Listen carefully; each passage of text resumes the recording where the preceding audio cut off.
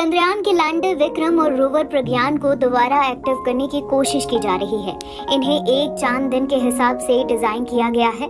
ये धरती के 14 दिनों के बराबर होता है। मिशन का मकसद इस अवधि में चांद के पर्यावरण का अध्ययन करना और डेटा को धरती तक भेजना था।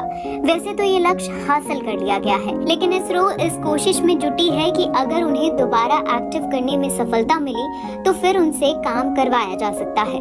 दरअसल 14 दिन की अवधि के बाद चंद्रमा में सूरज डूब जाता है। इस दौरान चांद पर तापमान -200 डिग्री सेल्सियस तक गिर जाता है।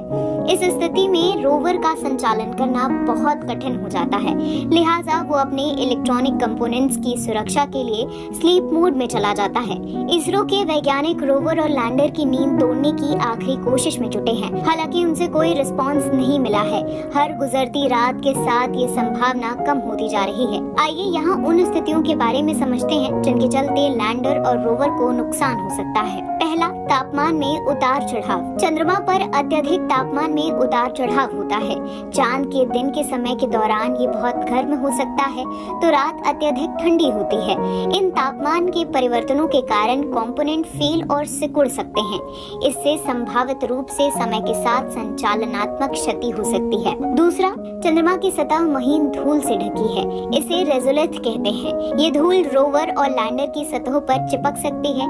इससे घर्षण या अन्य कारणों से ये टूट सकती है। इससे लैंडिंग के दौरान विजिबिलिटी कम हो जाती है।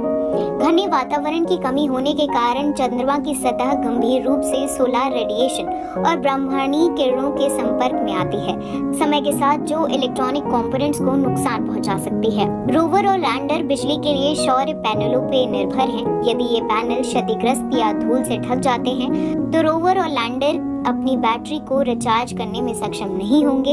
इससे कार्य क्षमता में नुकसान हो सकता है। कुल मिलाकर अगर लैंडर विक्रम और प्रज्ञान रोवर नहीं जगे तो चंद्रमा पर वो भारत के राजदूत के तौर पर रहेंगे। वो इस बात का प्रमाण देंगे कि भारत चंद्रमा के अज्ञात हिस्से पर उतरने वाला पहला देश था। चंद्रयान 3 मिशन को बेहद सफल माना जाता है।